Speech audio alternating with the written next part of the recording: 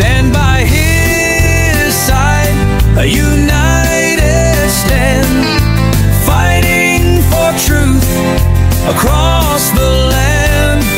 With God as our strength, our spirits will soar. Truth and justice prevail forevermore.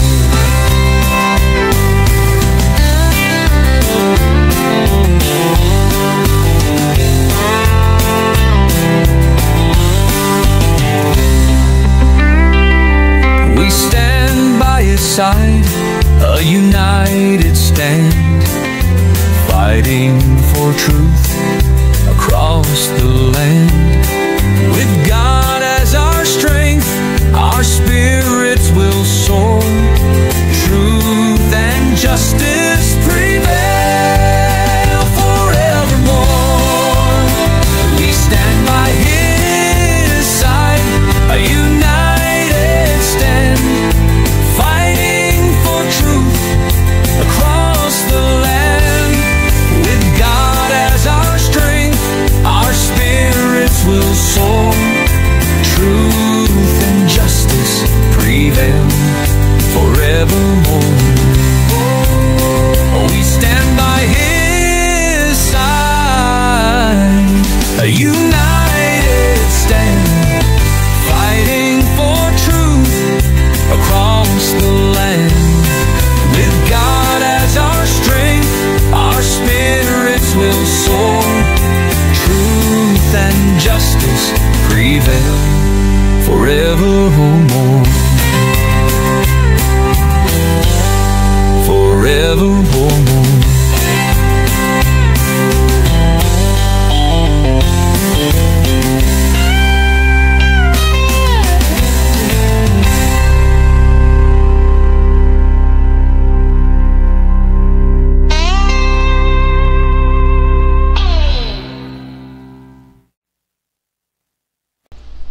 Alright, at isa pong mapagpala at magandang hating gabi po sa inyong lahat, mga kapatid at mga kaibigan. Ano?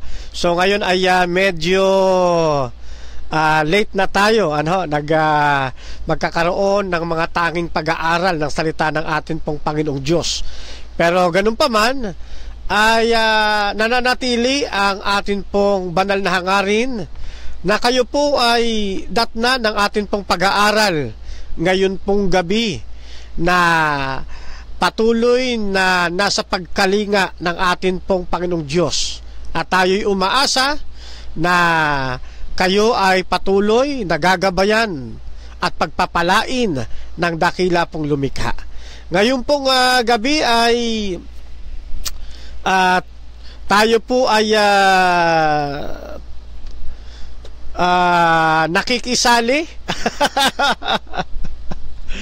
Opo, tayo ay salim pusa at nakikisali tayo doon sa challenge ni Pastor Alexander Santos, yung pastor na cute. Kaibigan natin yan at marami na kaming pinagdaan ng huntahan o mga dialogue.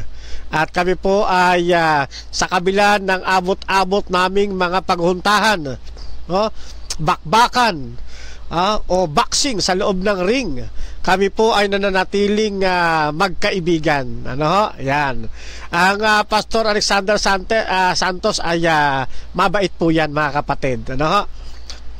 Bakit ko nasabing tayo'y nakikisaling pusa?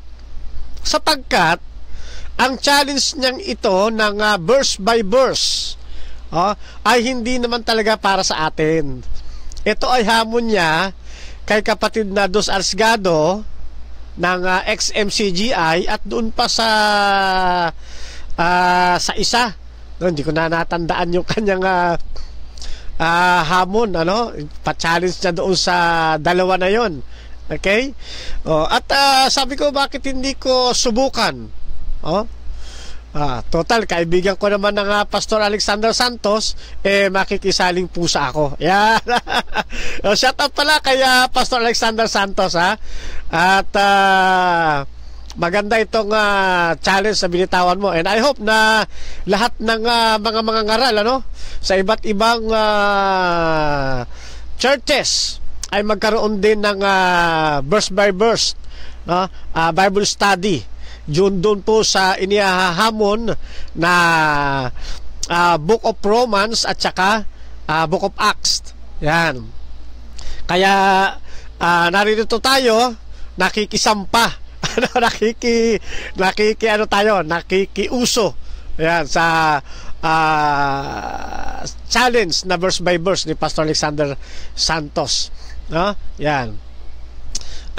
Siyempre, binabati muna natin ang aking very supportive na misis, si Sister Yelen Camacho, at ang akin pong napaganda at napaka-cute na baby, si Alexis Camacho, na siya ay nagdaos ng kanyang pang-18 kaarawan noong May 1. May 1 na ipinagdiwang ng buong bansa sapagkat yan ay Labor Day.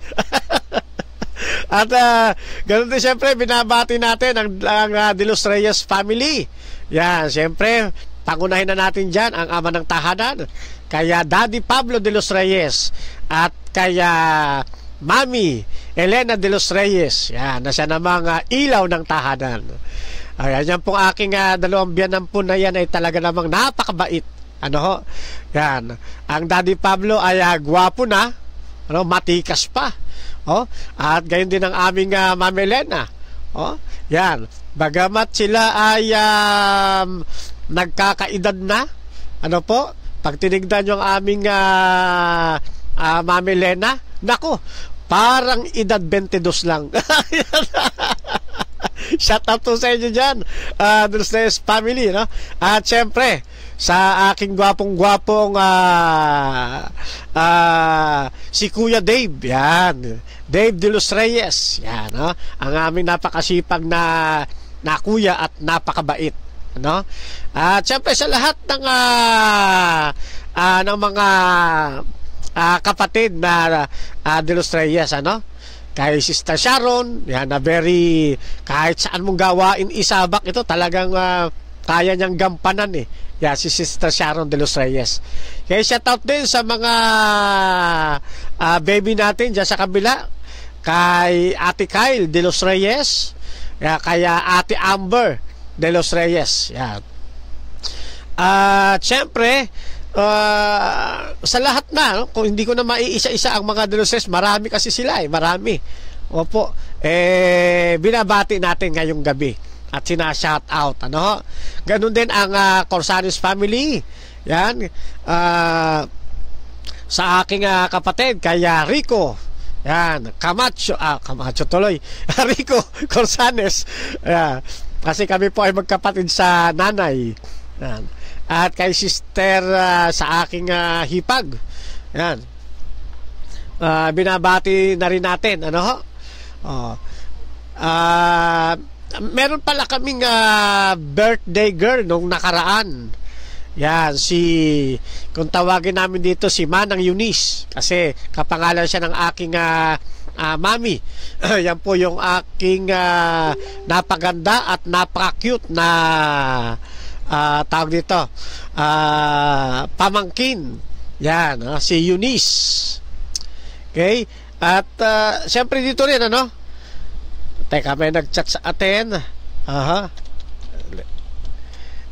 Ayan, alright.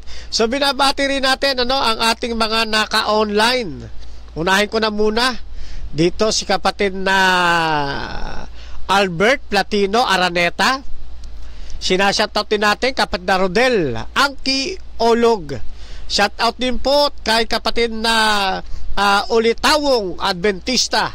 Yan, kay Elmer Cipriano Ace Watchman Camara. Yan. At kapatid na Rudy Afa, JFA Missionary. Yan. Ganun din kay kapatid na Jenny J. Valdez. Yan. Shout out din kay Jesse Obrero. Ito yung mga kapatid natin na talaga napakasisipag pagdating sa gawain ng Panginoon. Binabati rin natin ang kapatid na Max Vileno. Yan, ang napakahusay nating mananandata ng salita ng Diyos. Yan, kapatid na Max Vileno at kapatid na Ronnie Siador. Yan, shout out po sa inyo. Oy, binabati rin natin ang Carly Engang. Yan, shout out po kapatid na Karel pala. Karel, sorry, Karel. Oh, medyo malabo ang mata ko, wala pa akong salamin eh. Di pa ako nakakapunta kay Doc eh. Diyan sa diyan sa anong lugar nga ba yun? Kay Doc June. Yan. So shout out kay Doc June. Yan. Makikita nyo po yung advertisement ko kay Dr. June doon po pag sa outro ng ating videos. Ano ho? Yan. Shout out din po kay kapatid na Emmy Alfonso. Napakasipag na very neutral na taga-subaybay natin at ng iba pang mga programa. Okay, shout out Jaime Monteverde. Yan, sabi niya. Okay, magandang gabi bro. Pa-shout out, a million thanks and God bless you. Ay, thank you kapatid na Jaime Monteverde. Likewise po. Shout out din kay May Molina Gicole, Gicole ba? Ganun ba pagbigkas, Yan. From teka, suotan natin ng reading glass yan.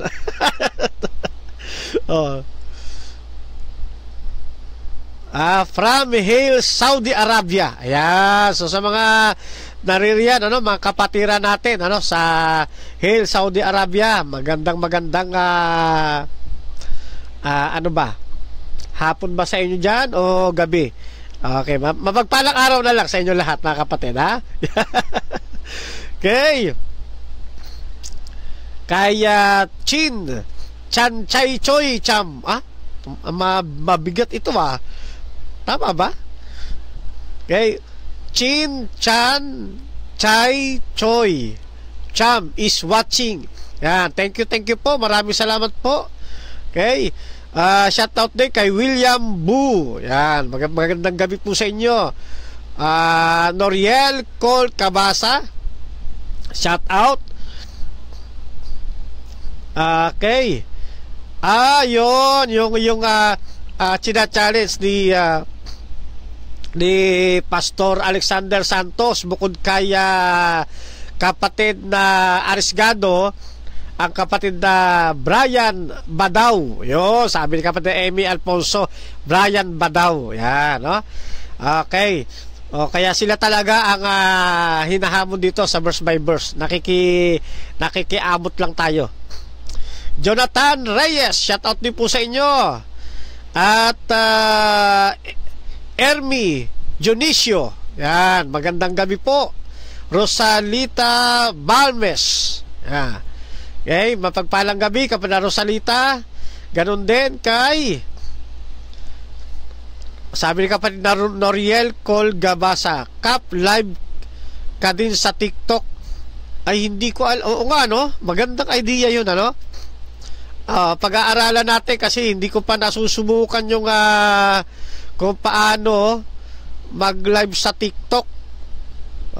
Hindi ko pa pero magandang po yun, i-ano natin, pag-aaralan natin para simultaneous yung ating yan. Kasi yung iba talaga nasa TikTok na sila sino pa ba? Si Saldong Baki. Yan, shout out kapatid na Saldong Baki. Nawawala nawawala yung bilis mawala. Okay.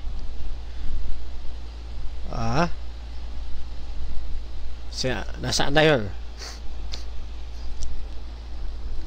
Medyo sinisipon na naman tayo. Kailangan natin na maraming tubig. Okay, yan, sinashoutout din natin kapatid na Irene C. Alfredo Philip. Yan. Okay, so mga kapatid, pag nalalagpasan ko yung inyong pangalan ay wag po ninyo ipagdamdam, ha. Alam nyo naman kapag ka naka-live, mabilis magtakbuhan yung mga message, natatabunan yung iba. Okay, sabi kapag Saldong Baki, maayong gabi. Sir Camacho, yan, likewise po. Maayong gabi rin po sa Indo. Maayong gabi sa Indo. Ganun ba yun? Okay. So, tingnan natin sa YouTube baka may nakaantabay. Ayan, kay kapatid na Ernesto Junior Flores, watching from Taif, KSA. Okay, mapagpalang gabi po sa iyo. Thank you sa patuloy na pagsuporta, kapatid na Ernesto Junior Flores. At sa mga kapatid natin na nariyan sa Taif, KSA, shout out po sa inyo. Okay? Wala na ako nakaligtaan, Ayan, at syempre, hindi mawala sa pagbati ko ang aking kabatchmate, ng mga taong tayo pa aktibo, sa martial arts. Yan, si kapatid na Sensei Rexor Collado. Yan, ngayon ay aktibong instructor ng Kyokushin. Yan, ang kapatid na Sensei Rexor Collado. Yan. Okay, shout out sa iyo, kapatid. At syempre, ibinabati rin natin ang lahat ng membro ng 3A Media. Sa pangunguna ng ating butihing Pastor Bacares. Binabati rin natin ang Advent Biblical International Ministry o ABIM. Sa pangunguna naman ng ating pong mentor, Mentor Rocky Tulog. Okay. So, ngayon ay hindi natin mauubos ang pag-aaral ng buong aklat ng Roma. Okay? Pero, tutugunin natin ang verse by verse challenge. Okay? Kaya nga, dyan sa ating yan. So, yan ang ating magiging pag-aaral, verse by verse. Okay, presented by Master Guide Fernando B. Camacho Jr., ang inyo pong maliit na lingkod kay Kristo, okay, na laging tumitindig sa katotohanan. Ito po ay bilang disclaimer, mga kapatid, ang akin pong paglalahad ng verse by verse ay magiging kabahagi po kayo dyan sa comment section. Ano man po ang inyong saloobin bilang karagdagan ay inyo pong ipost dyan at akin pong babasahin. Okay? Yan. Shout out kapag na Ariel Jimenez. Maayong gabi, Sir, watching from MBC. Pa-shout out. Likewise, kapatid. At sa lahat ng ating mga kapatid dyan sa MBC. Saan na yun? Nawala na naman. Yan. Sa lugar ng MBC, kapatid na Ariel Jimenez, i-ano mo ko sa kanila, i-regards mo ko sa kanila, Yan. Shout out kay kapatid na Lemley Solis. Yan. Okay, maayong gabi sa inyong lahat.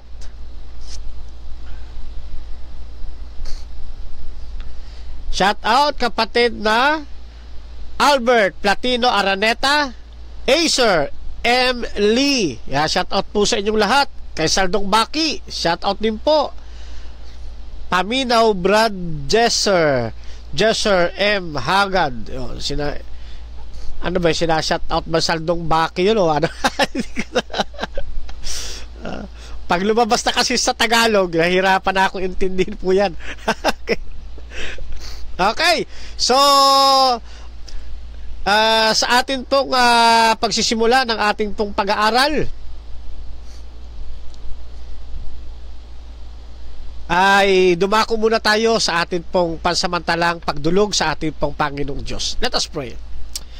Dakila po naming Diyos, sa pagkakataon pong ito, muli ay dadako na naman kami sa isang pag-aaral ng inyong banal na kasulatan. Hangad po ng bawat isa na kayo po ang patuloy na mamagitan, pumatnubay at mangasiwa sa buong mga oras ng aming gagawing paghuntahan sa himpapawid. Umaasa din po kami na sa aming pong gagawing pag-aaral ngayon, kayo po ang lubos nilang makilala. At maraming kaluluwa ang madala sa inyong banal na paanan, mapagtibay sa kanila pong pananampalataya kung sila ay nasa tunay ng iglesia. Binabalik namin, Ama, ang aming paglulahati sa inyo, kayo din ang aming pagpuri. Patawad din po sa lahat ng aming nagawang pagkakasala at pagkukulang. Hinihiling po namin ito sa inyo, Ama, sa pamamagitan ng inyong pong kaisa-isang anak, ang aming Panginoong Jesucristo. Amen. Okay, so shout out ulit sa inyong lahat, mga kapatid. At tayo ngayon ay papalaot na po. Ano? Yan. Ang pag-aaralan natin ay ang aklat ng Roma. Dito'y inog ang atin pong verse by verse Bible study. Okay? Kaya ang tabay po kayo, kung mayroon kayong mga saloobin o gusto nga i-post dyan, ilagay lamang po ninyo. Pag nahagip po ng ating paningin, ay atin pong babasahin. Ano ho? Yan.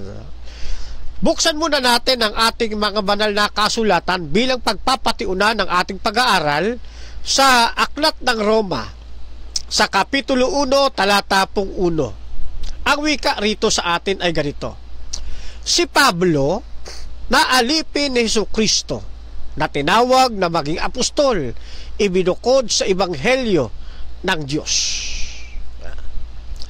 Sa mga talatang ito ay makikita natin na si Apostol Pablo, at walang kaduda-duda na si Apostol Pablo ang sumulat ng liham na ito para sa mga taga-Roma, na ito noon ay nasa anyo ng balumbon o tinatawag na scroll. Okay? Yan. Kasi yung pa ang kanilang sulatan nung araw. Yun ang kanilang sistema. Bago ito napunta sa tinatawag na codex o book form. At ngayon sa ating panahon, kung tawagin na natin ito ay aklat. Yan. Okay? Yan. Na ang liham nila noon ay ibinabalumbon, no? Pero sa ngayon, sa ating panahon, itinuturing na natin itong aklat. Kasi nakita na ninyo na nakapatas na siya doon sa ating mga nakapatas-patas na yung mga sinulat ni Apostol Pablo, no? Doon sa kinikilala nating Biblia sa panahong ito. Okay? Kaya mariin nating sinasabi, yun pong orihinal na sulat kamay ni Apostol Pablo, yun po ay wala na ho sa panahon ngayon. Ang hawak-hawak natin ngayon sa ating mga museum ay yun na lamang mga kopya at mga kopya na ginawa ng Jewish community, na hanggang ngayon ay nasa mga museum pa rin natin at patuloy na pinag-aaralan ng ating pong mga Bible scholars, okay? Ng mga theologians, ng ating mga scientists. At nakakaasa tayo na ang mga sulat na ito ni Apostol Pablo ay walang dudang mapapakinabangan hanggang sa panahon nating ito. Yan. Sa kasaysayan ni Apostol Pablo, gusto ko munang bigyan ito ng background para doon sa ating mga kaibigang hindi pa alam ang istorya ni Apostol Pablo. Nung hindi pa siya mananampalatayang Kristiyano, mga kapatid at mga kaibigan, ang kanya pong pangalan o tawag sa kanya hindi pa Pablo, kundi Saulo. Yan, si Saulo. Si Apostol Pablo ay hindi po kabilang doon sa orihinal na 12 apostol ng ating Panginoong Hesus. Kaya ito yung laging ipinagbabatikos ng kaibayo natin sa pananampalataya. Hindi daw dapat kilalaning apostol si Apostol Pablo sapagkat hindi naman siya kabilang doon sa 12 apostol. Oh, yan ang kanilang pagsansala. Pero sa atin namang mga mananampalataya at nag-aaral ng salita ng Diyos, hindi natitigil ang gawain o pagkatawag ng mga apostol doon lamang sa 12. Oh? Yan. Kapag ka ang Diyos ay nagtakda o naglagay ng karagdagang apostol, wala ho tayong magagawa. Okay? At hindi isinasara ng Panginoong Kristo na ang pagkatawag ng mga apostol ay doon lamang sa 12 at hindi na magtatatag pa o tatawag pa ng magiging apostol. Wala hong ganun sa Biblia.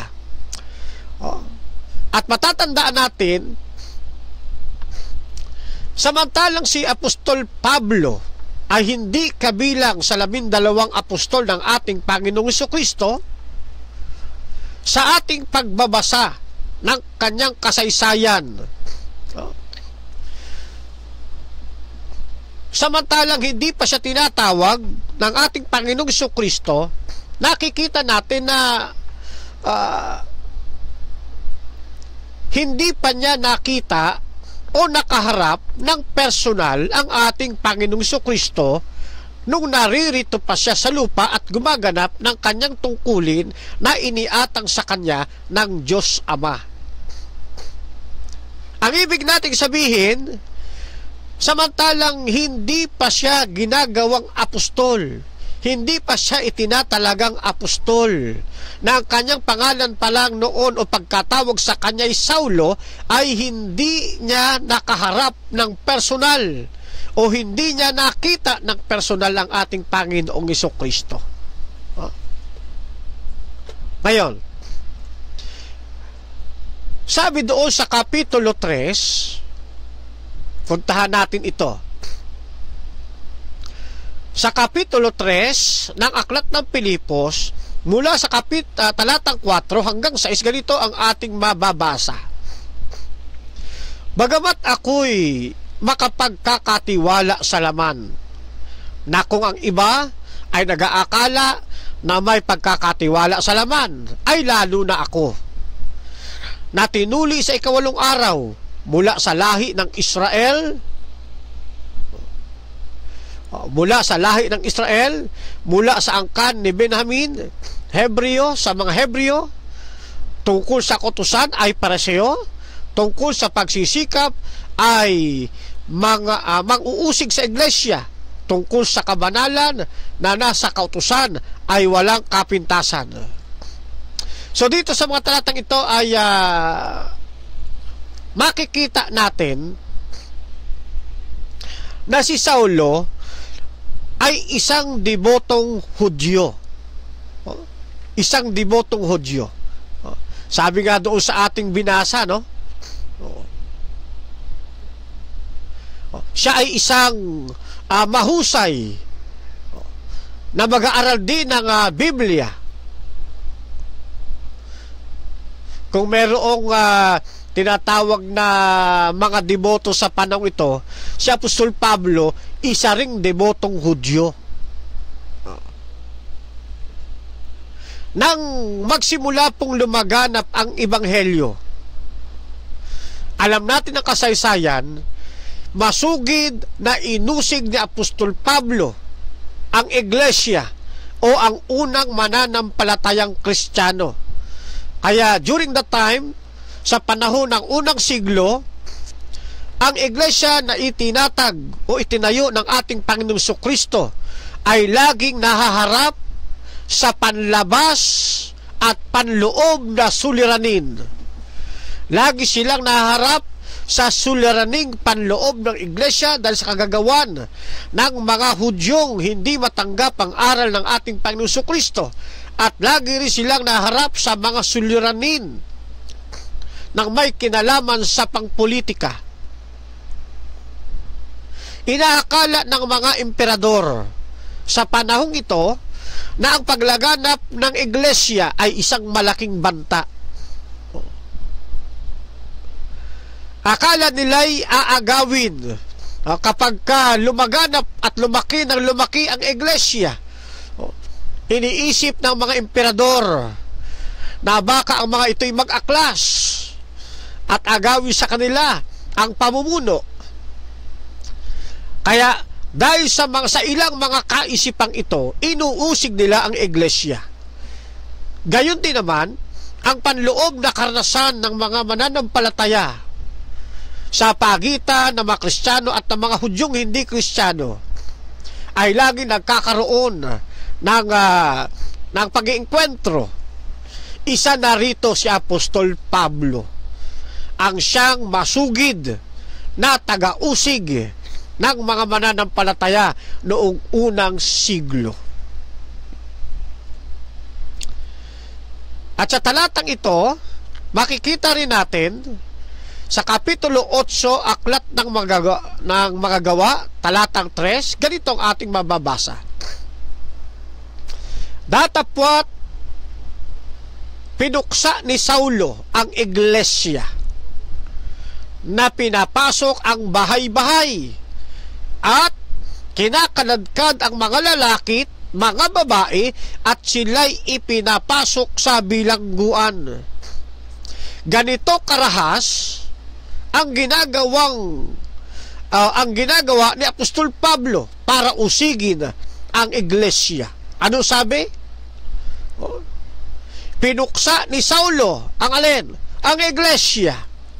At sabi rito, pinapasok nila ang bahay-bahay. Kinakaladkad ang mga lalaki at mga babae at sila'y ipinapasok sa bilangguan. Naiisip ko tuloy, ano kaya kung sa mga panahong nangyayari ito sa unang iglesia ay buhay na ako noon? Ano kaya kung isa ako sa mga membro ng unang iglesia at naranasan ko ng aktwal yung mga pangyayaring ginagawa ni Saulo at ako'y nasa pananampalataya? Ano kaya ang aking gagawin? Isusuko ko kaya ang aking pananampalataya? O ako'y mananatiling matatag at matibay sa aking pananampalataya?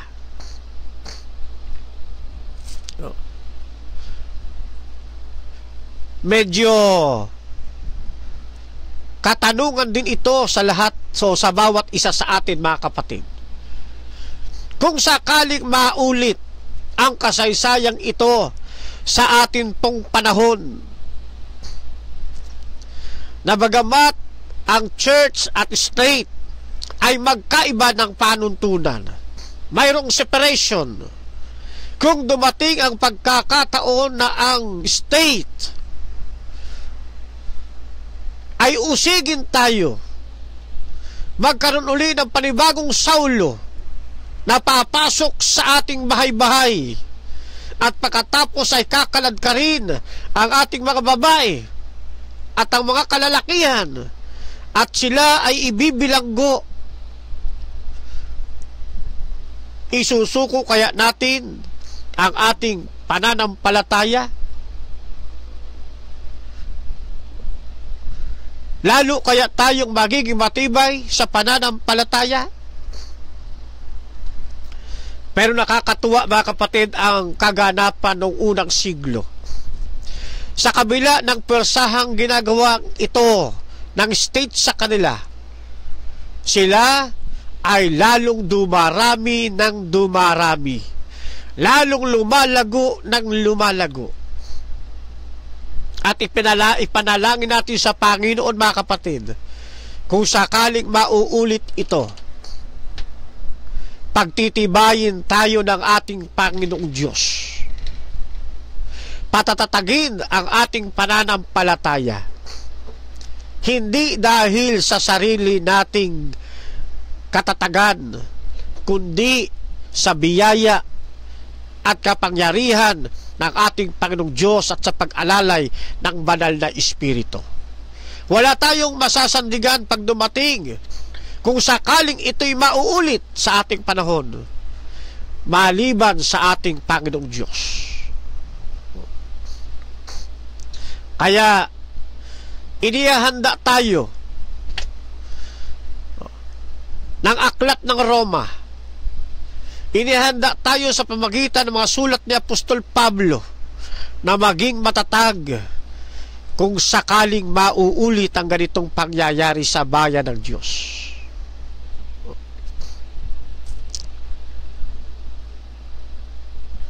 Masarap basahin ang aklat ng Roma sapagkat nasasalamin natin, mayroon tayong mga refleksyon na mailalapat upang mapatatag ang ating pananampalataya at lalong may angkop sa ating Panginoon.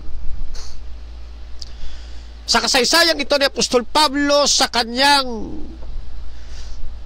masigasig na pag-uusig sa iglesia, sa pagpasok sa mga bahay-bahay at paglalagay sa mga bilangguan ng mga nananatiling matatag sa pananampalataya kay Kristo. Sa Kapitulo 9, mababasa rin natin ang aklat ng Gawa ang ganitong pangyayari. Datapwat si Saulo na sumisilakbo pa ng mga pagbabanta at pagpatay laban sa mga alagad ng Panginoon ay naparoon sa dakilang saserdote. Makikita nyo rito, hindi lamang ikinukul ni Apostol Pablo, kahit pa dumaan sa pagdanak ng dugo ay gagawin ni Apostol Pablo, mapuksa lamang ang iglesia. Sa talatang 2, humingi sa kanya ng mga sulat sa Damasco, sa mga sinagoga, upang kung siya'y makasumpong ng sinuman sa mga daan, maging mga lalaki o mga babae, ay kanya silang madalang gapos sa Jerusalem. Talagang makikita ninyo na matindi ang galit ni Apostol Pablo sa iglesia. Karimari-mari ang ginagawa niyang pag-uusig. Sa Kapitulo 22 na aklat ng Gawa, ako'y Hudyo, sabi ni Apostol Pablo, na ipinanganak sa Tarso ng Sicilia o ng Cilicia. Datapwat pinapag-aral sa bayang ito sa paaralan o sa paanan ni Gamaliel na tinuruan alinsunod sa mahigpit na kaparaanan ng kautusan ng ating mga magulang, palibhas ay masikap tungkol sa Diyos na gaya ninyong lahat ngayon, at aking pinag-uusig ang daang ito hanggang sa mamatay, at tinatalian at ipinapasok sa mga bilangguan ng mga lalaki at gayon din ng mga babae, gaya rin naman ng Pangulong Saserdote na nagpapatotoo sa akin, at ang buong kapulungan ng matatanda na sa kanila na may tumanggap ako ng mga sulat sa mga kapatid, at naglagay ako sa Damasco upang dalhin ko namang mga gapos sa Jerusalem ang nakaroon upang parusahan.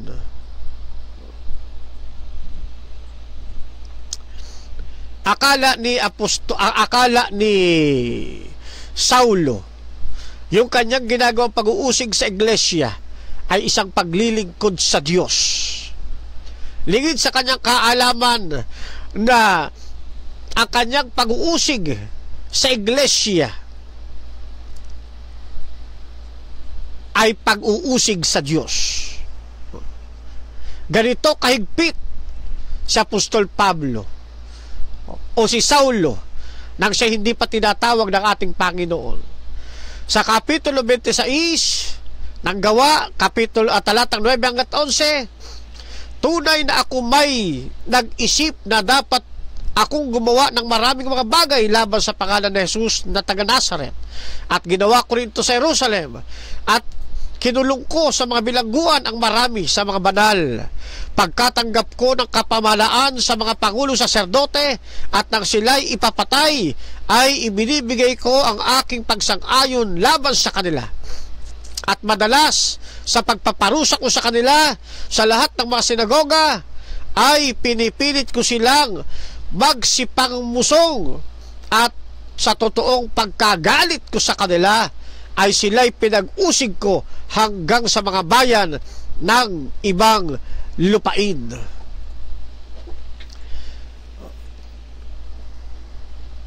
Ay baka matatanong ho ninyo, hindi ba't ang verse by verse natin ay sa aklat ng Roma? Ay bakit ang binabasa natin aklat ng Gawa? Katulad ng akin pong sinabi ng una, gusto ko munang bigyan ng background ang buhay ni Apostol Pablo. Kung sino siya noon at kung ano siya noon at kung paano siya tinawag ng ating Panginoon. At ang kasaysayang ito'y natala sa aklat ng mga Gawa. Kung kaya't ang nababasa natin sa patiuna nating pag-aaral ay aklat ng mga Gawa. At dito, isang araw, sa daan patungong lungsod ng Damasco, at alam kong pamilyar sa inyo yung kwento doon sa daan papuntang lungsod ng Damasco. Nang Damasco noon ay isa sa mga pangunahing lungsod ng gitnang silangan doon sa noong unang siglo, na ngayon naman ay kabisira na sila ng Syria. Di ba? Yun na ngayon ang kabisira ng kabisera ng Syria. Ngayon, samantalang siya ay nasa paglalakbay, binabagtas niya ang daang patungo sa Damasco. Sa kaginsa-ginsay nakatagpo niya roon ang ating Panginoong Hesukristo. At mula sa tagpong ito,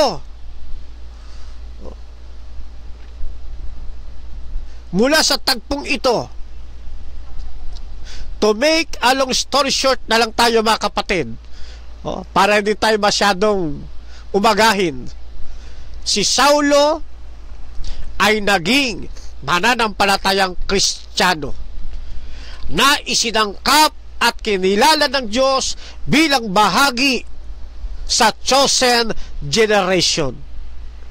Naging bahagi siya ngayon ng lahing hirang o pinili ng ating Panginoong Diyos. Isinangkap siya doon sa iglesyang kung tawagin ay royal priesthood o mga maharlikang pagkasesardote. Naging bahagi siya ng holy nation, ng bansang banal, o kung tawagin pa sa aklat ng unang Pedro, peculiar people, o yung sambahayang pag-aari mismo ng ating Panginoong Diyos. Dito siya isinangkap ng ating Panginoon. At sa tagpong ito, samantalang siya tinawag ng ating Panginoon, dito rin siya sa lugar na ito, sa daang patungo sa lungsod ng Damasco, hinirang ng ating Panginoong Hesus bilang isang apostol. At sinugo siya ng ating Panginoong Hesukristo upang ipangaral ang Ebanghelyo, lalo na sa mga hintil o sa mga taong hindi pa kabilang sa bayan ng Diyos o sa true church. Kung gusto ninyong madagdagan pa ang lawak ng kasaysayan ng buhay ni Apostol Pablo, basahin po ninyo ang buong aklat ng Magawa, Kapitulo 9, Kapitulo 13 hanggang Kapitulo 28. At dyan ay makikita po ninyo ang kabuuan ng kanyang istorya. Ngayon, si Apostol Pablo ay nagsagawa ng 3 paglalakbay pang-ebanghelyo. At ang bunga ng pagmimisyon niyang ito ay nakapagtatag siya ng mga lokal na iglesia. Kabilang narito ang iglesia sa Efeso, sa Pilipos, sa Tesalonica, sa Corinto, at iba pang mga lungsod sa Gresya at gayon din sa Turkiya. Habang si Apostol Pablo ay nasa paglalakbay, Sumulat siya sa mga iglesyang kanyang naitayo bilang church planter. Gayon din, sumulat din siya sa ilan pang mga local churches na hindi siya ang nagtayo. Gaya ng mga iglesia sa Roma at iglesia sa Colossus. Yang pong dalawang iglesia na yan ay hindi po siya ang nagtayo. Subalit, sumusulat rin siya para sa mga ito. Ang kanyang mga liham ay naglalaman ng mga pagpapalakas ng pananampalataya, pagpapalakas ng loob, mga iba't ibang pagpapayo, mga pagpapala na hanggang ngayon ay napapakinabangan natin samantalang ating binabasa ang mga ito. Maliban pa riyan, si Apostol Pablo ay gumagawa rin ng mga liham para doon naman sa mga partikular na mga tao katulad nila Timoteo. Sumusulat din siya sa iba pa, kay Tito, kay Pilimon. Lahat ng mga liham niyang ito ay bahagi ngayon ng bagong tipan na noon ay hindi pa. Pero ngayon, bahagi na ng lumang tipan. At kahit sa panahon ng unang siglo, hindi pa ito kinikilala bilang bahagi ng bagong tipan. Kinikilala naman ito ng mga kapatid sa iglesia bilang salita ng Diyos na mapapakinabangan para maunawaan ng mga mambabasa ni Apostol Pablo ang aral ng ating Panginoon Jesucristo at kung paano ang angkop o tamang pamumuhay bilang isang tunay na mga mananampalatayang Kristiyano na naglilingkod ng tapat sa ating Panginoong Diyos. Pansinin ninyo ang isang talata kung paano kinikilala ng unang iglesia ang kanyang mga aral, kabilang narito ang kanyang mga isinulat. Ang sabi, buhat sa unang Tesalonica, Kapitulo 2, talatay 13, at dahil naman dito, kami ay nagpapasalamat na walang patid sa Diyos, na nang inyong tanggapin sa amin ang salita na ipinangaral sa makatwid bagay ang salita ng Diyos, ay inyong tinanggap hindi gaya ng salita ng mga tao, kundi ayon sa katotohanan na salita ng Diyos na gumagawa naman sa inyo na nagsisisampalataya. Kaya kahit na ang kanyang mga sulat ay hindi kinikilala o kabilang sa tinatawag na bagong tipan, kinikilala naman nila ito bilang salita ng ating Panginoong Diyos.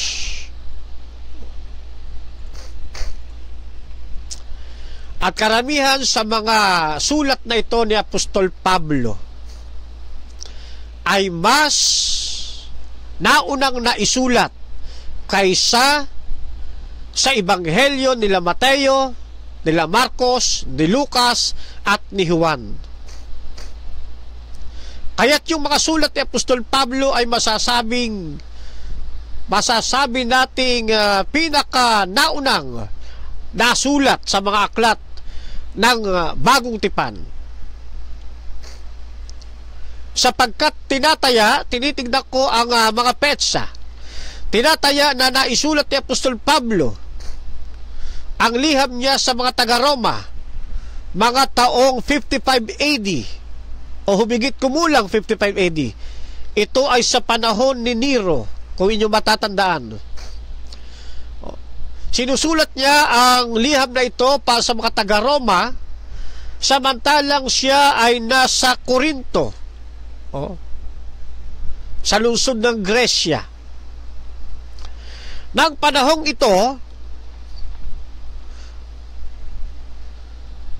o ng panahon ng mga apostol, ang lahat ng bansa sa paligid ng Mediterranean ay sakop po ng Imperyo ng Roma, na ang kabisera nito ay ang Roma, na ngayon Sa panahon natin, ang Roma ay kabisera ng Italia, isang maunlad na bansa sa Europa.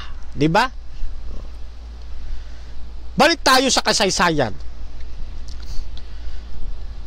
Hindi tukoy o hindi tiyak kung sino ang specific na mananampalatayang Kristiyano ang nagtayo ng iglesia o mga iglesia sa Roma na siya nating lalapatan o nilalapatan ng pag-aaral ng verse by verse. Hindi kilala kung sino Kristiyano ang nagtatag ng mga iglesia sa Roma. Subalit, nang isinulat ni Apostol Pablo ang liham niyang ito, makikita nating marami ng mananampalatayang Kristiyano doon sa Roma. Ang iba ay mga Hudyong naging mga Kristiyano at ang iba naman ay mga Hintil na naging mga Kristiyano.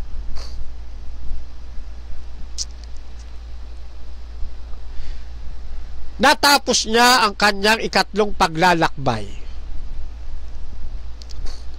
Binalak ni Apostol Pablo na dumako sa ikaapat niyang paglalakbay.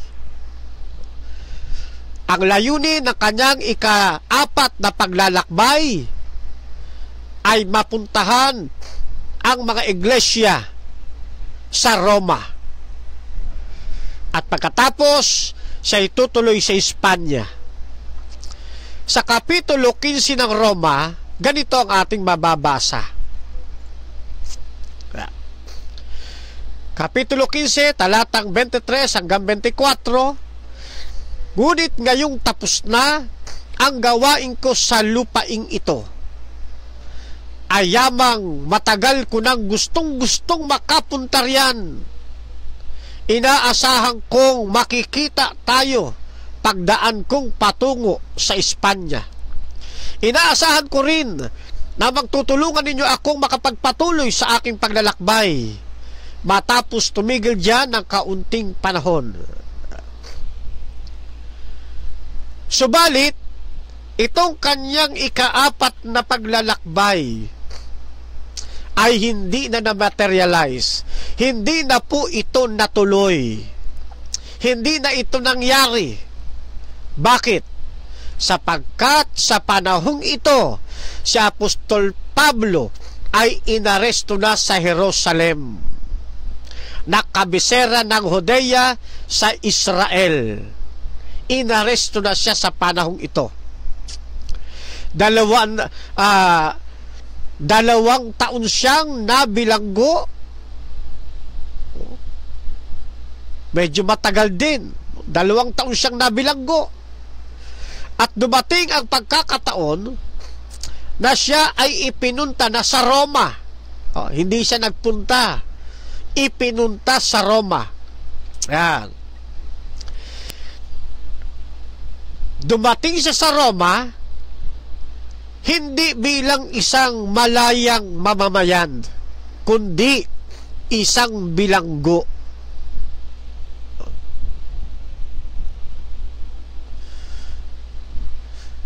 At dito ay 2 taon din siyang binantayan ng lahat ng mga sundalo sa lahat ng kanyang mga kilos sa loob at labas ng bahay. Siya po ay bantay sarado. Mababasa ninyo ang ilang ulat buhat sa Kapitulo 28 ng Aklat ng Mga Gawa, talatang 30 hanggang 31 ang wikay. Humigit kumulang sa 2 taong nanirahan si Pablo sa Roma, sa bahay na kanyang inuupahan, at tinanggap niya ang lahat nang nagsadya sa kanya. Hayagan at walang sagabal na nangaral siya tungkol sa paghahari ng Diyos at sa Panginoong Hesukristo.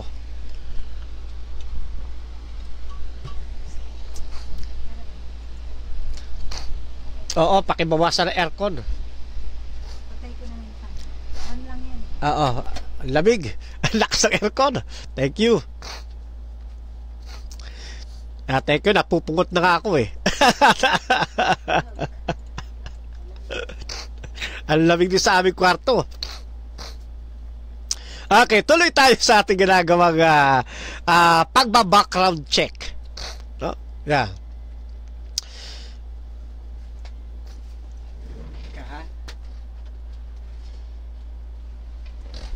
Yan.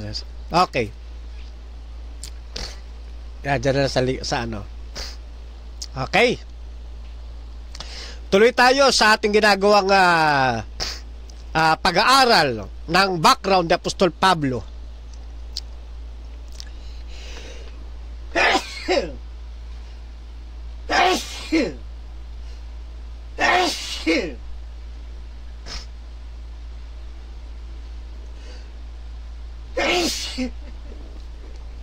Sorry.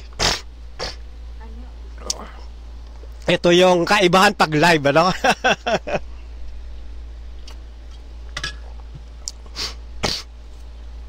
Okay. Tuloy. Sa bagong tipan,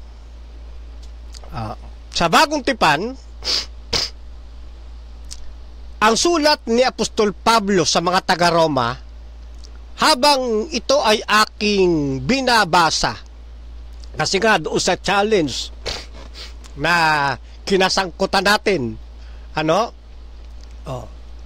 Samantalang aking binabasa ang aklat ng Roma at pinag-aaralan,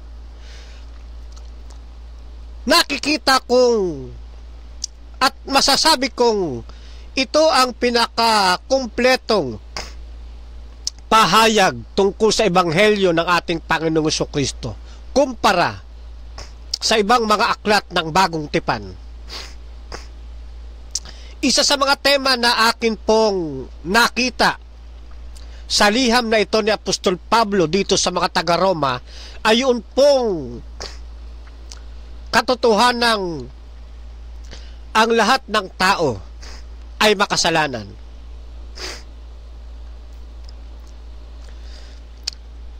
Subalit sa kabila ng ang tao'y makasalanan, ay may ibsan ito sa pamamagitan ng kanilang pananampalataya kay Kristo. At ang taong lalapit kay Kristo ay magiging kalugod-lugod, magiging matuwid sa harapan mismo ng ating Panginoong Diyos Ama at pagkakalooban ng pangakong buhay na walang hanggan.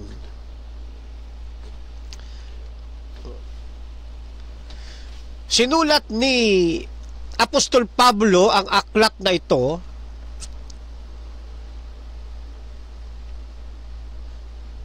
batay sa inspirasyon at patnubay ng banal na espiritu.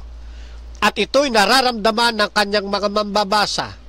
Kung kaya't sinabi doon sa talatang ating binasa kanina na tinatanggap nila ang mga aral ni Apostol Pablo hindi bilang salita ng tao, kundi bilang salita ng Diyos. Kaya't mariin tayong naniniwala na ang banal na espiritu ang siyang pinakamay akda ng liham niyang ito na isinulat sa mga taga-Roma. At si Apostol Pablo lamang ang ginamit ng Diyos bilang instrumento o bilang instrumento. Ano ba ibang term ng bilang instrumento?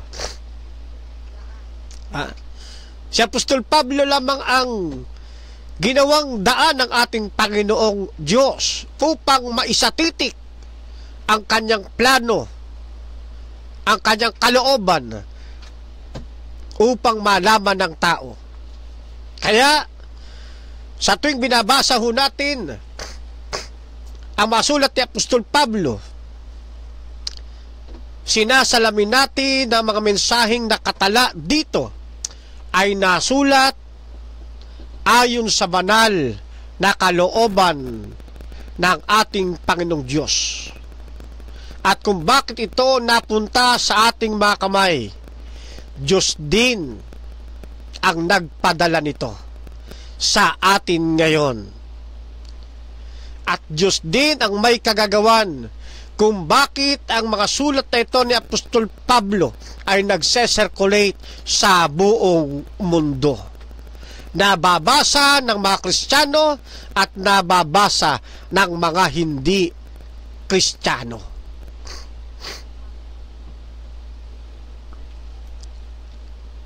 Samantalang isinusulat ni Apostol Pablo ang liham niyang ito sa mga taga-Roma. Iniisip ng ilan na hindi ito para sa atin sapagkat ito'y para lamang sa mga taga-Roma. Hindi po, mga kapatid. Yung isinulat ni Apostol Pablo sa iba't ibang mga iglesia ay para rin sa atin sa panahong ito ng 2025. Marami tayong mga refleksyon na makukuha o mapapakinabangang mga aral sa pamamagitan ng kanyang mga pagsusulat.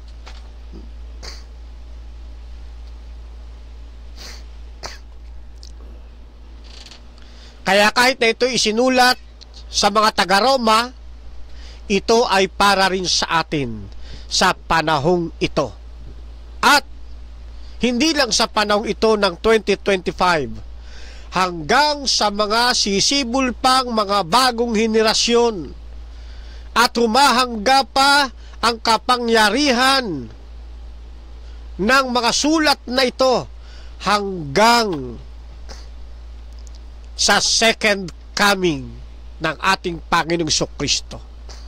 Kung ang ating Panginoon ay hindi pa darating sa panahon nating ito.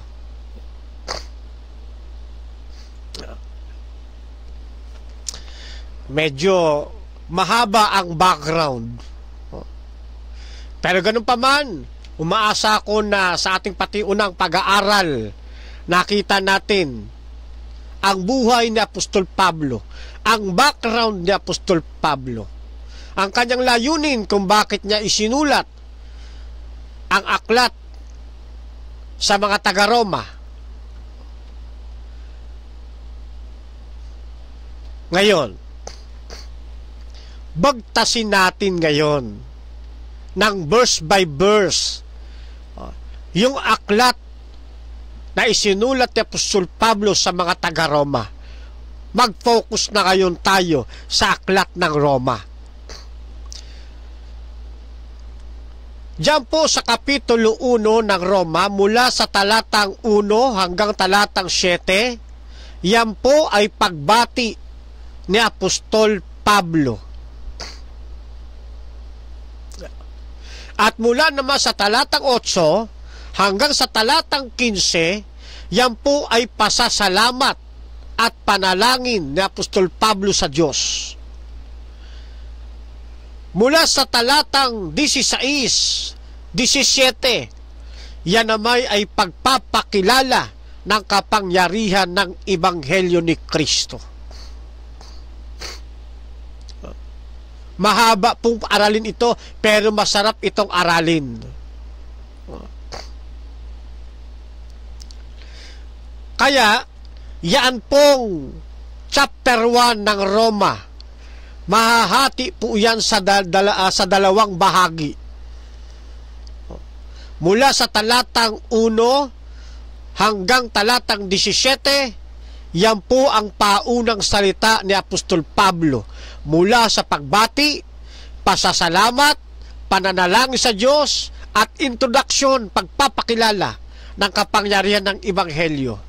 Pagdating sa talatang 18 hanggang Kapitulo 5, talatang 21, yan naman ang kanyang paglalahad ng mga panuntunan o mga prinsipyo ng isang tunay na mananampalatayang Kristiyano.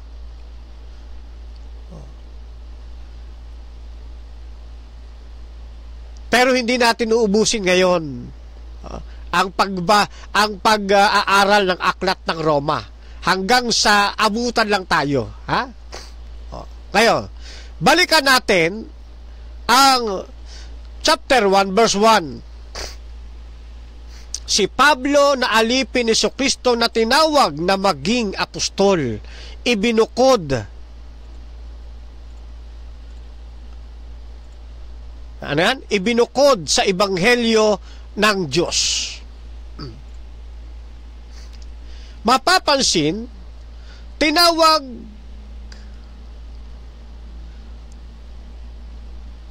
ni Jesus na Pablo ang dating si Saulo. Tinawag siyang Pablo sa gawaing pagkaapostol. Tulad ng ating napag-aralan kanina, doon sa daang patungo sa Damasco para kanyang ipangaral ang ebanghelyo at magtatag o magtayo ng mga local churches. Sa aklat ng Marcos, Kapitulo 3, talatang 13 hanggang 19, ang title ng pagka-apostol ay matatandang unang ikinapit sa 12 mga alagad. Pero hindi ito isinara. Nang ibig sabihin, ay hindi lamang 12 ang magiging apostol. Kung kaya't mayroong apostol Pablo na nahirang. Kaya't nang tawagin ni Pablo na apostol ang kanyang sarili sa pasimula ng talatang ito ng Roma 1:1. Balikan natin. Roma 1:1. Si Pablo na alipin ni Jesucristo na tinawag na maging apostol, ibinukod sa ebanghelyo ng Diyos. Yeah. Tinawag ni Pablo ang kanyang sarili na apostol.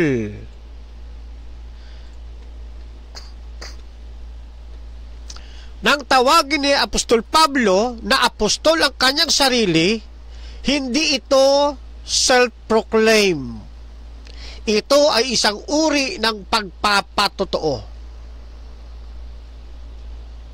Kung bakit sinabi niya sa panimula ng kanyang liham na ito sa mga taga-Roma, si Apostol Pablo na alipin ni Jesucristo na tinawag na maging apostol. Ipinapaalala ni Apostol Pablo doon sa mga taga-Roma at sa lahat ng mga makakabasa o mambabasa kasama tayo rito na mayroon siyang lubos na karapatan galing sa ating Panginoong Jesucristo sa pagsulat niya ng aklat na ito. Kaya si Apostol Pablo ay isang tunay na apostol na ang Panginoong Jesucristo mismo ang hubirang o nagtalaga sa kanya sa gawaing pagka-apostol. Doon sa aklat ng Galacia, Kapitulo 1, talatang 1, si Pablo na apostol, hindi mula sa mga tao, ni sa pamamagitan man ng tao, kundi sa pamamagitan ni Jesucristo at ng Diyos Ama na siyang sa kanya'y muling bumuhay. Kaya ang pagiging apostol ng ating Apostol Pablo, hindi po ito self-proclaim. Ito ay isang tunay na pagkahirang na ginawa sa kanya ng ating Panginoon. Ano? Kaya huwag tayo maniniwala doon sa sinasabi ng mga hindi Kristiyano na self-proclaim lang yung nangyari kay Apostol Pablo. Nasasabi nila yun dahil hindi nila nababatid kung ano ang kasaysayan ni Apostol Pablo. At kaya natin inugat, pinag-aralan ang historical background ni Apostol Pablo upang makita natin na siya talaga'y hinirang o itinalaga para sa gawaing pagka-apostol.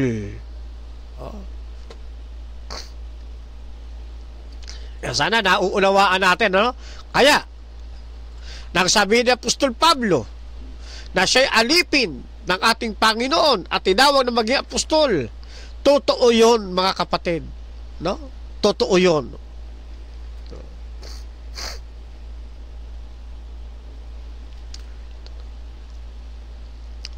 At dito, ipinakikita nga ni Apostol Pablo na siya ay mayroong karapatan na maipangaral ang salita ng ating pong Panginoong Diyos o ang ebanghelyo ng ating Panginoong Diyos. At alam naman natin, kapag sinabing ebanghelyo, ito ay ang mabuting balita o magandang balita na hatid ng ating Panginoong Jesucristo na siyang anak ng Diyos Ama.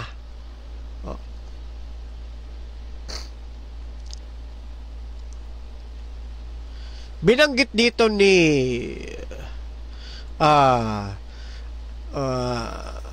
Apostol Pablo na siya'y alipin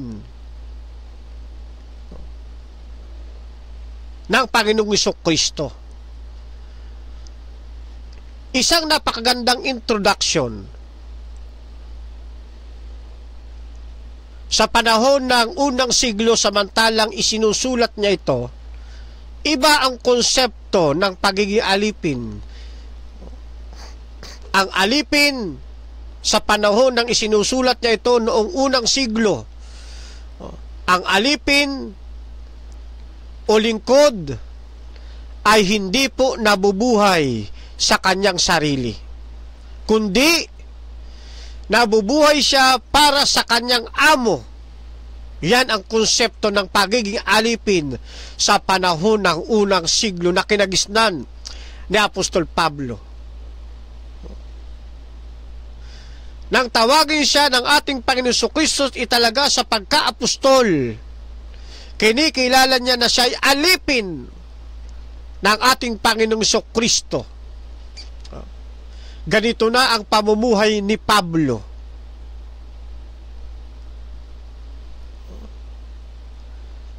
At dapat ganito rin ang ating prinsipyo sa panahong ito.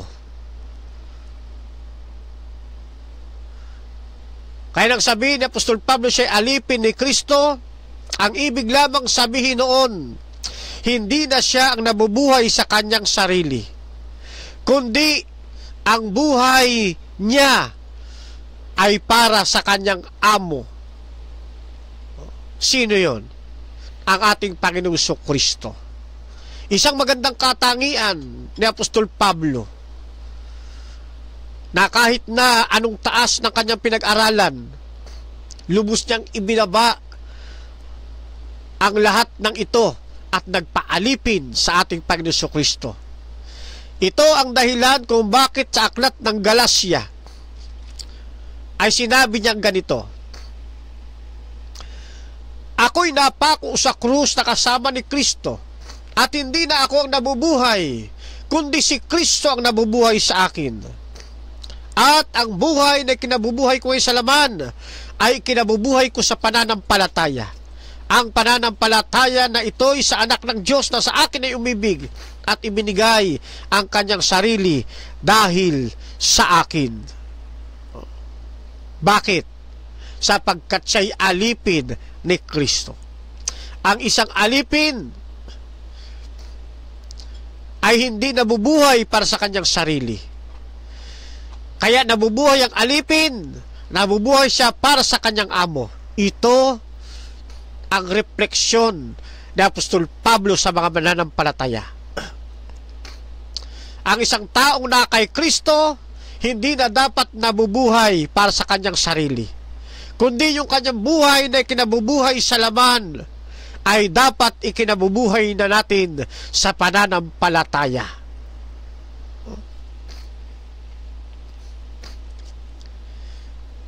Isang napakagandang prinsipyo ng Apostol Pablo na sa palagay ko'y dapat din nating maging prinsipyo. Marami sa panahon nating ito naturingang mga Kristiyano. Pero yung kanilang buhay na kinabubuhay, hindi ayon sa pinagkatawag sa kanila ni Kristo. Diba? Taliwas sa prinsipyo ni Apostol Pablo. Si Apostol Pablo ang kanyang buhay na kinabubuhay ay kanyang ikinabubuhay sa pananampalataya sapagkat siya'y alipin ni Jesucristo. Marami naman tao ngayon ang kanilang buhay na kinabubuhay samantalang sila'y na kay Kristo ay nabubuhay pa rin sila ayon sa kanilang kagustuhan, hindi sa kagustuhan ni Kristo. Kaya nga tawag sa kanila ng aklat ng Roma ay ano? Mga Christian. Ha? Hindi Christian, ha? Christian. Maigi pat ilapat natin yung talata yan, ha? O, teka, ha? Itatype ko lang. Para makita nyo sinasabi ko. Ito, ilagay natin, ha? Yan. Na talagang mayroong mga Kristiyano at mayroon ding mga Christian o tiyan, ha? Tiyan, Christian, ha? O, eto Roma 16:18. Yan. Lagay natin sa screen. Sapagkat ang mga gayon ay hindi nagsisipaglingkod sa Kristong Panginoon, kundi saan? Kundi sa kanilang sariling tiyan. Ay meron talagang ang gustong sundin yung kanilang sariling kagustuhan, yung kanilang sariling nais. Ang tawag ng Roma dyan, naglilingkod hindi kay Kristo, kundi sila'y naglilingkod sa kanilang tiyan o sa kanilang pansariling hangarin. Ibig sabihin po nung naglilingkod sa kanilang sariling tiyan, ang ibig lamang sabihin niyan, sariling hangarin. Yan. Ibang-iba kay Apostol Pablo. Kaya tayo mga Kristiyano, dapat lagi tayo magkakaroon ng evaluation. Kumusta ba ako ngayon? Samantalang matagal-tagal na akong Kristiyano, may nabago ba sa akin? Ayan, lumago ba ako sa pananampalataya? Yung buhay na ikinabubuhay ko ba ngayon, ikinabubuhay ko sa pananampalataya? O ikinabubuhay ko sa pansariling hangarin?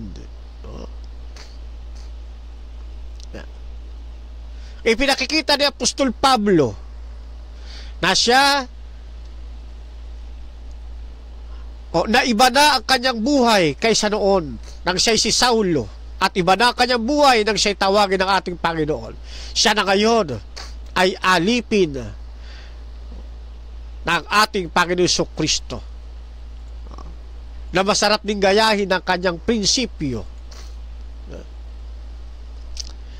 Punta tayo sa talatang 2. Na kanyang ipinangako ng una sa pamamagitan ng kanyang mga propeta sa mga banal na kasulatan.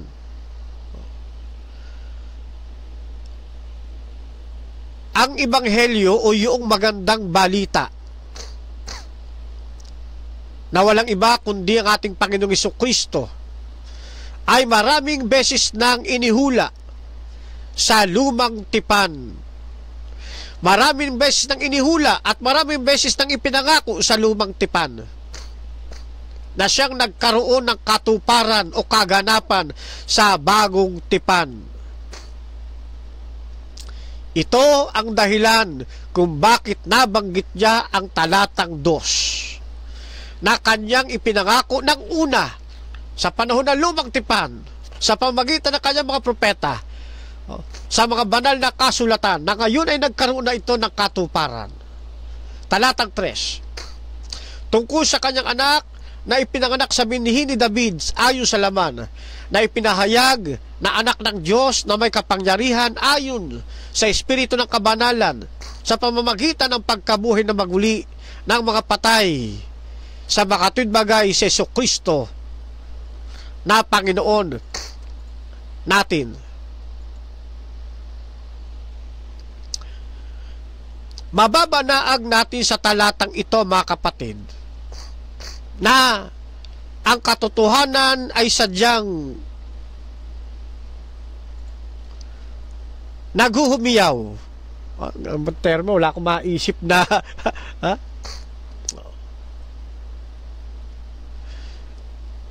Ang katotohanan ay nalalantad sa talatang ito na ang ating Panginoong Hesus ay taong totoo at Diyos na totoo. Kaya doon sa mga naniniwalang ang ating Panginoong Kristo ay hindi Diyos na totoo, babagsak po sa talatang ito ng Roma 1:3 hanggang 4. Bakit? Bilang tao, siya po ay nagmula sa lahi ng kilala o bantog na si Haring David. Bilang tao, siya'y ipinanganak sa binhi ni David ayon sa laman. Bilang Diyos, sa kapahayagan, siya'y binabanggit dito na anak ng Diyos. Sa konsepto ng mga Hebreo, kapag binanggit mo na ikaw ay anak ng Diyos, ang ibig sabihin niya na ipinapantay mo yung sarili bilang Diyos. O ipinapantay mo yung sarili sa kinikilala nilang Diyos. At makikita nyo pa ito sa talatang ito na ang anak ng Diyos ay may kapangyarihan at mayroong malaking kaugnayan sa pagkabuhay niyang maguli. Naalala nyo ba ang ating mga pag-aaral nung nagdaan? Ang ating Panginoong Kristo ay mayroong dalawang magkaibang buhay na taglay. Ano yung kanyang unang buhay? Yung kanyang original na buhay. Anong tawag doon? Zoe. Zoe sa wikang Griego. At yung kanyang ikalawang buhay, tinatawag na ano? Psyche. Psyche. Ano ang Zoe? Ito yung kanyang original na buhay.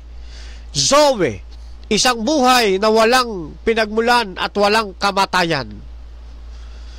Bilang Diyos, siya ay walang hanggan, walang pasimula at walang kamatayan.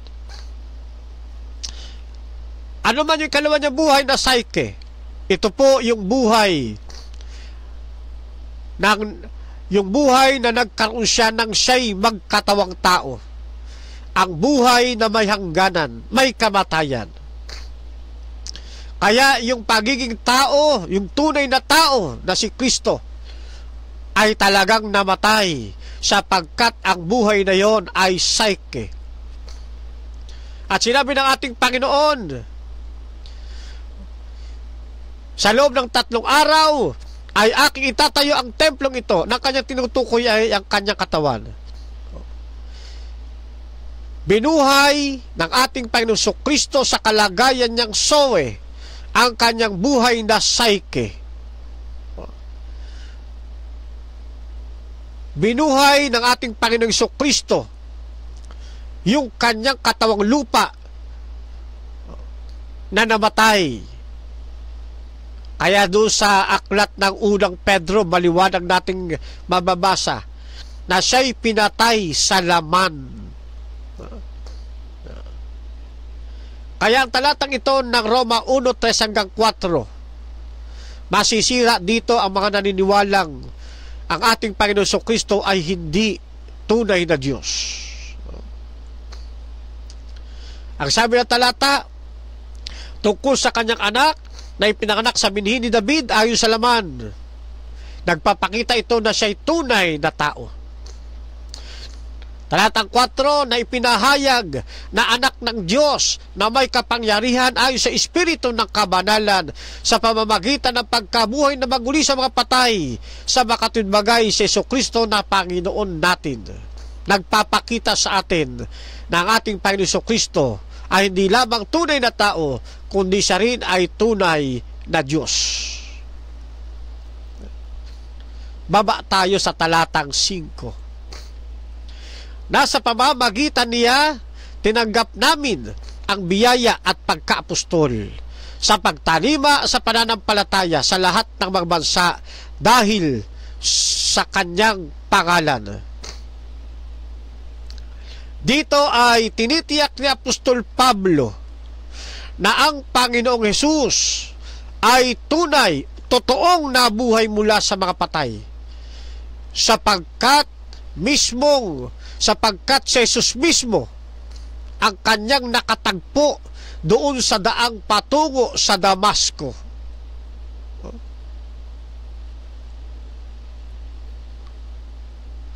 Sa pamamagitan niya'y tinanggap namin ang biyaya at pagka-apostol. Sino yung niya? Ang ating Panginoong Jesucristo. Ipinapakita ni Apostol Pablo na talagang ang ating Panginoong Jesucristo ay nabuhay sa mga patay.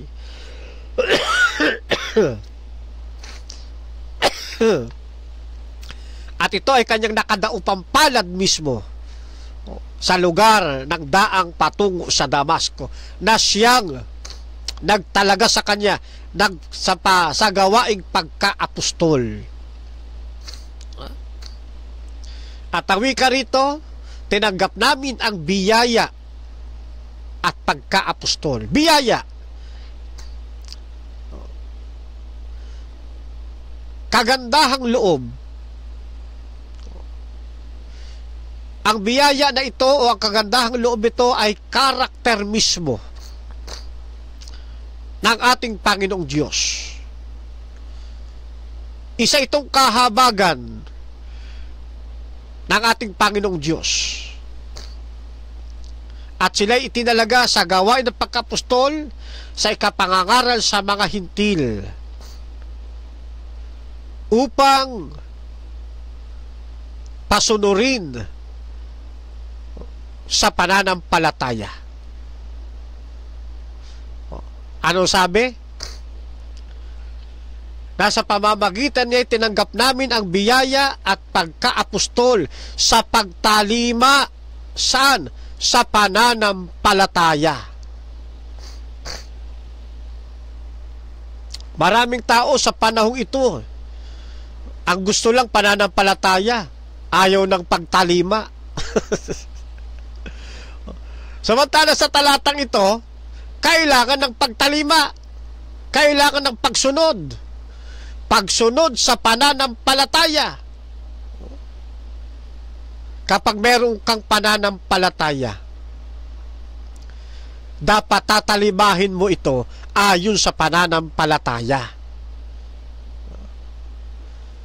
Gusto ni Apostol Pablo na yung mga hintil, samantalang isinusulat niya ito, ay pasunurin sila sa pananampalataya. Samantalang ipinapakilala ni Apostol Pablo si Kristo, ang kanya namang naisin, pasunurin ang mga hintil sa pananampalataya.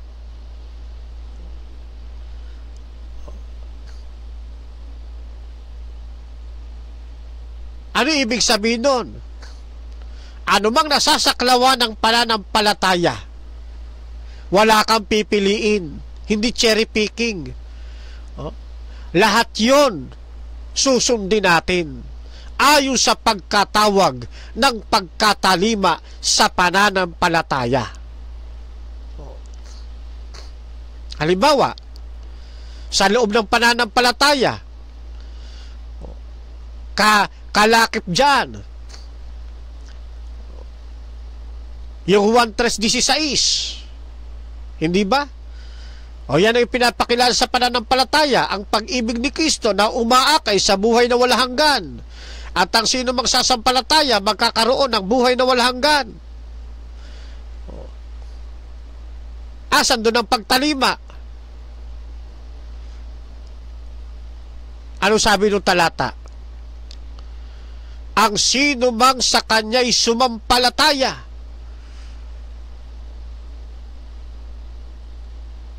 May pagsunod ba?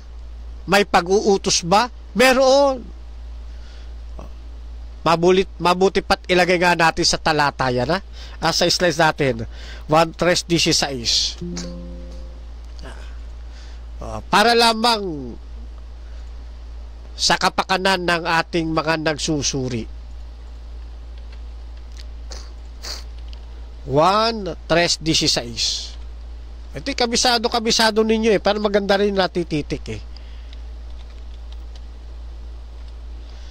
1. Yeah.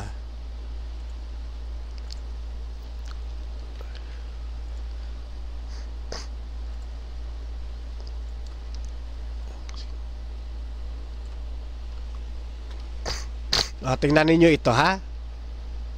Lapag natin. Yan. Sapagkat gayon na lamang ang pagsinta ng Diyos sa sanlibutan, na ibinigay niya ang kanyang bugtong na anak, upang ang sino mang sa kanya'y sumampalataya ay huwag mamatay, kundi magkaroon ng buhay na walang hanggan.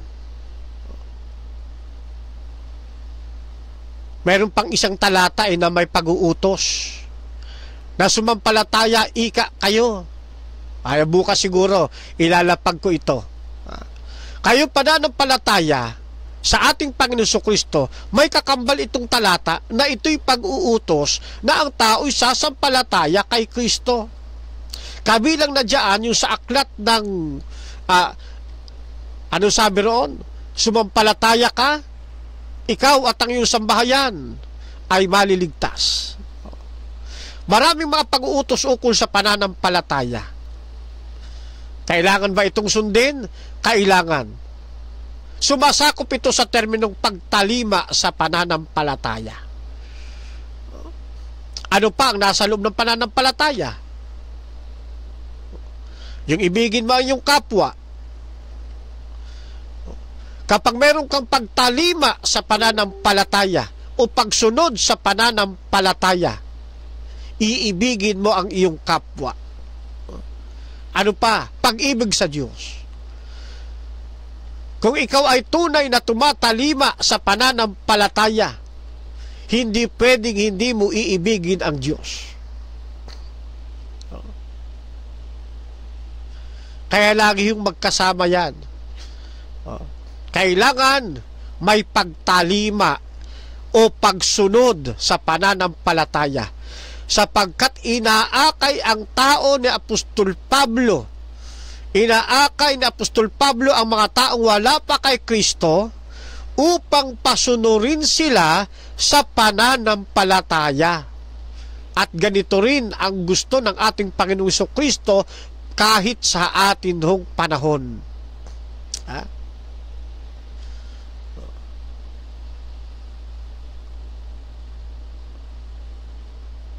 O siya, pansamantala, dito muna natin itatapusin, ha? Dito sa Roma 1:5.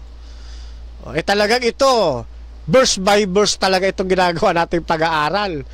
Hindi chapter by chapter. Verse by verse talaga. Ano ho?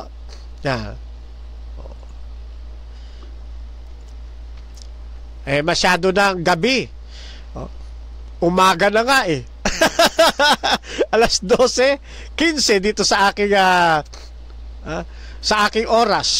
Dito sa oras ko rito.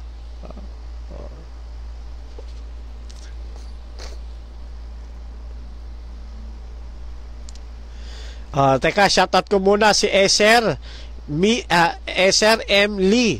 Yan, magandang hating gabi sa inyo, kapatid na Eser. Yan. Kay Ars de la Cruz, shout out. Sa ating pastor na cute na kaibigan, Alexander Santos. Yan. Watching from Los Angeles, California. Okay. June Ray Dugang Gumbok. Shout out sa inyo po lahat, kapatid na June Ray. Leonardo Para, shout out po.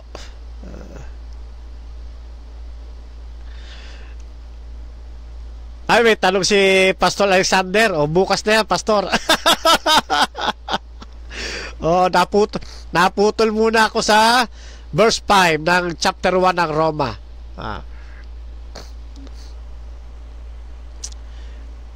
Shout out kay Kabulay J. Jefferson. Shout out po sa inyo.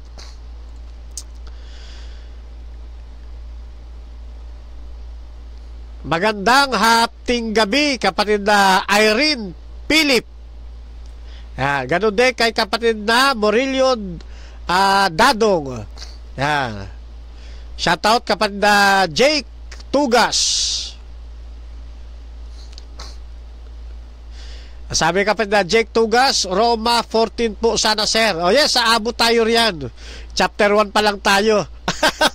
Mababa pa, mga ilang broadcast pa yan, makarating tayo sa chapter 14. Okay. Shout out kapatid na Carmelito Cordero, watching British Columbia, Canada. Shout out po sa inyo sa lahat dyan sa kapatiran natin, kaibigan sa British Columbia, Canada. Okay, shout out sa inyo lahat. Magandang hating gabi kapatid na Olan Relioso. Yan.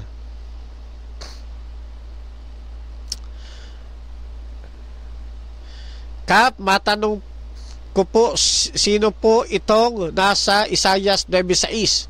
Sige, introhan natin yan bukas, sa susunod nating pag-broadcast, bago tayo dumako doon sa pagpapatuloy na ating pag-aaral. Okay? So, yan. Tingnan natin kung may mga saloobin pa tayo mababasa. Aha.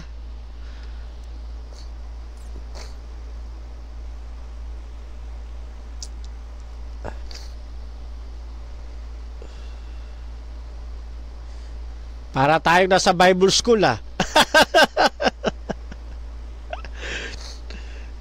Shout out Francis Garcia. Yan.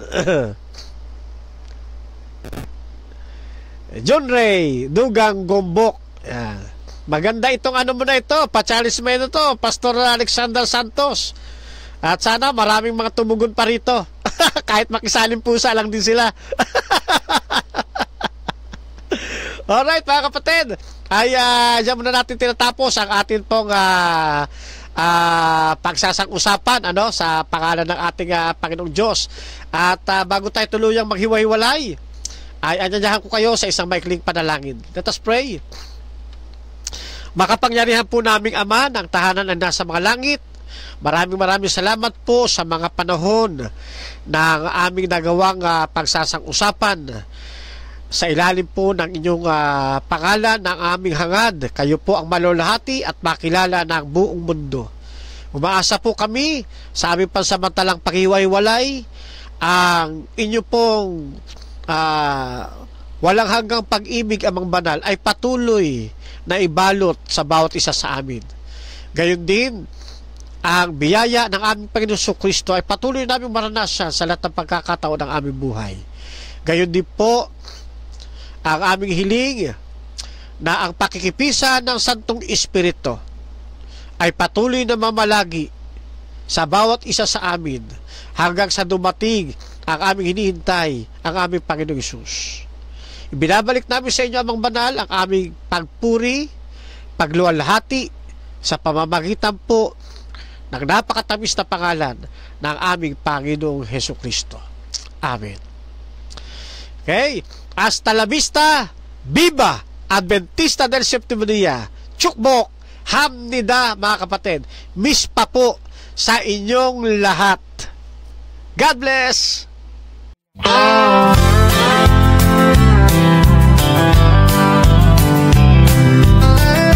Fernando Baeza Camacho Jr., a name we hold dear, serving God faithfully year after year, a beacon beacon of hope, shining ever so bright, guiding us forward with all of his might. We stand by his side, a united stand, fighting for truth across the land.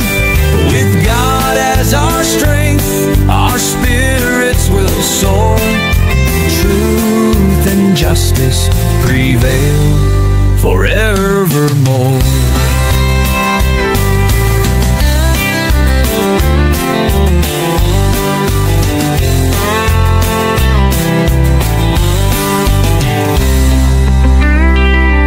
We stand by his side, a united stand, fighting for truth across the land. With God as our strength, our spirits will soar. Truth and justice prevail forevermore. We stand by his side, a united stand, fighting for truth across the land. With God as our strength, our spirits will soar. Truth and justice prevail forevermore. We stand by his side, a united stand, fighting for truth across the land. With God as our strength, our spirits will soar. Truth and justice prevail forevermore.